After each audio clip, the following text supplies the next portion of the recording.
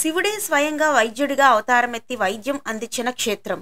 పార్వతీదేవి వ్యాధులను నయం చేసే ఔషధ తైలం కొండను మోస్తున్నట్లుగా దర్శనమిచ్చే ప్రదేశం. నాడి జ్యోతిష్యానికి ప్రసిద్ధి చెందిన ఆలయం.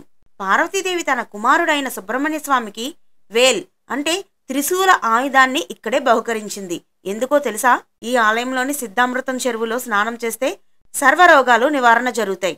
రామలక్ష్మణులు జటాయువుకి ఈ ఆలయంతో ఉన్న సంబంధం ఏంటి? శివుడు వైద్యుడిగా ఎలా మారాడు? ఈ ఆలయం ఎక్కడ ఉంది? ఎలా చేరుకోవాలి? స్థల పురాణం అన్ని ఇప్పుడు మనం తెలుసుకుందాం.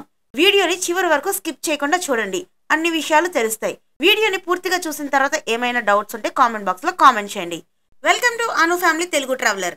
వీడియోని లైక్ చేయండి. లైక్ చేయడం వలన మరికొందరికి ఈ వీడియో రికమెండ్ అవుతుంది.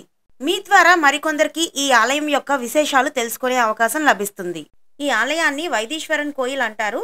నవగ్రహాలు శివుడి కోసం తపస్సు చేసి శాప విమోచనం పొందిన తర్వాత ఒక్కొక్క గ్రహం ఒక్కొక్క శివాలయంలో ఆశ్రయం పొందాయి. అంగారకుడు ఈ ఆలయంలో ఆశ్రయం పొందాడు. ఇక్కడ శివుడు వైద్యనాథుడిగా, పార్వతీదేవి తైలనాయికిగా పూజలు అందుకుంటున్నారు. అంగారకుడికి ప్రత్యేక మందిరం ఉంటుంది ఈ ఆలయంలో. ఈ ఆలయం తమిళనాడు రాష్ట్రంలో ఉన్నది. చెన్నై నుండి 250 కిలోమీటర్లు, తంజావూరు నుండి 90 కిలోమీటర్లు, చిదంబరం నుండి 30 కిలోమీటర్లు, పుదుచ్చేరి నుండి 90 కిలోమీటర్లు, కుంభకోణం నుండి 50 కిలోమీటర్లు, మైలదుత్తురై జిల్లా నుండి 13 కిలోమీటర్ల డిస్టెన్స్ లో ఉంటుంది. ఈ ఆలయం మైలదుత్తురై జిల్లాలో ఉన్నది. ఇక్కడ రైల్వే స్టేషన్ ఉన్నప్పటికీ కూడా మన తెలుగు రాష్ట్రాల నుండి వెళ్లే ట్రైన్స్ ఏవి కూడా ఇక్కడ ఆగవు. టెంపుల్ బస్ స్టాప్ కి చాలా దగ్గరగా ఉంటుంది కాబట్టి మీరు బస్సులో వెళ్తే టెంపుల్ ముందే బస్సు ఆగుతుంది. చిదంబరం నుండి గాని, కుంభకోణం నుండి గాని, తంజావూరు నుండి గాని, చెన్నై నుండి గాని మీరు బస్సులో వెళ్ళొచ్చు. చిదంబరం నుండి అయితే బస్ టికెట్ కాస్ట్ 25 రూపీస్. ఈ ఆలయం కుంభకోణం చుట్టూ ఉన్న నవగ్రహ ఆలయాలలో ఒకటైన కుజగ్రహ ఆలయం. ఈ ఆలయం చాలా పురాతనమైనది. ఈ ఆలయానికి మరొక పేరు కూడా ఉంది. అదేంటంటే పులిరుక్కు వేలూర్. ఈ పేరు ఎలా వచ్చిందంటే, పుల్ అంటే పక్షి, జటాయువు, ఇరుక్కు అంటే ఋగ్వేదం, వేల్ అంటే కుమారస్వామి, ఉర్ అంటే సూర్యుడు. ఈ నలుగురు ఇక్కడ శివుడిని పూజించడం వలన ఈ ప్రాంతానికి పులిరుక్కు వేలూర్ అని పేరు వచ్చింది. ఈ ఆలయం 7వ శతాబ్దపు ఆలయం. కావేరీ నది ఉత్తర ఒడ్డున ఉన్న శివుడికి అంకితం చేయబడిన 276 దేవాలయాలలో ఇది 16వ పాదాలపెట్రి స్థలం. స్థల పురాణం ప్రకారం అంగారకుడు ఒకసారి కుష్టు వ్యాధితో బాధపడుతుంటే శివుడే స్వయంగా వైద్యుడిగా అవతారమెత్తి చికిత్స చేసిన ప్రాంతమే ఈ ఆలయం. అందుకే ఇక్కడ శివుడు వైద్యనాథ స్వామిగా పూజలు అందుకుంటున్నారు. ఇక్కడ పార్వతీదేవి తైలనాయికి లేదా వాలంబిగై అని అంటారు. అన్ని వ్యాధులకు ఔషధ తైలం కొండను మోసుకెళ్తున్నట్లుగా అమ్మవారు మనకి నిలబడి దర్శనమిస్తారు. స్థల పురాణం ప్రకారం శ్రీరాముడు బ్రహ్మహత్య దోషం నుండి ఉపశమనం పొందడానికి ఈ ఆలయంలో ప్రార్థించారు. సప్త ఋషులు కూడా ఈ ఆలయంలో శివుడిని పూజించారు.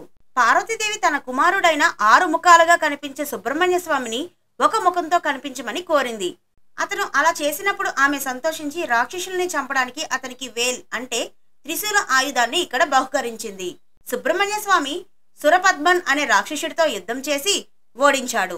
యుద్ధంలో తన సైన్యం తీవ్రంగా గాయపడింది. అప్పుడు శివుడు వైద్యుడిగా మారి వారి గాయాలను నయం చేశాడు. ఈ ఆలయంలోని కుమారస్వామిని సెల్వముత్తు కుమారన్ అని పిలుస్తారు. ఈ ఆలయంలోని వైదీశ్వరుణ్ణి పూజించే ముందు భక్తులు ఆలయంలో ఉన్న సిద్ధ అమృతం చెరువులో స్నానం చేస్తారు. బెల్లాన్ని నీటిలో కరిగించి అప్పుడు స్నానం చేయాలి. ఈ తీర్థంలోని నీరు వైద్యం చేసే గుణాలను కలిగి ఉంది. ఈ నీటిలో స్నానం చేయడం వల్ల శారీరక మరియు మానసిక వ్యాధులు తొలగిపోతాయని ఇక్కడ ప్రజల నమ్మకం. మీ ఇంట్లో బంధువులు ఎవరైనా అనారోగ్యంతో బాధపడుతున్నట్లయితే ఈ నీటిని తీసుకువెళ్లి ఇవ్వచ్చు. ఆలయ స్తంభం ముందు మరియు ఆలయ చెరువు దగ్గర ఉన్న కుండలో ఉప్పు మరియు మిరియాలు చల్లడం ఇక్కడ ఆచారం. రావణుడు జటాయు పక్షిని చంపిన తర్వాత రామలక్ష్మణులు జటాయు పక్షికి అంతిమ సంస్కారాలు నిర్వహించింది ఇక్కడే. సిద్ధామృతం చెరువు తైలనాయికి అమ్మవారి మందిరానికి ఎదురుగా ఉంటుంది. ఈ ఆలయం నాడీ జ్యోతిష్యానికి ముఖ్య కేంద్రం. ఇక్కడ వేల సంవత్సరాల నాటి తాళపత్ర గ్రంథాలలో వ్యక్తుల గత, ప్రస్తుత, భవిష్యత్తుల గురించి రాసి ఉందని నమ్ముతారు. ఈ గ్రామంలో దాదాపు 12 మంది పండితులు అనువంశికంగా వాళ్లకు సంక్రమించిన తాళపత్రాల ఆధారంగా నాడీ జ్యోతిష్యాన్ని చెప్పడంలో ప్రసిద్ధులండి. ప్రస్తుతం అయితే అక్కడ అంత ప్రసిద్ధులు ఎవరూ లేరు.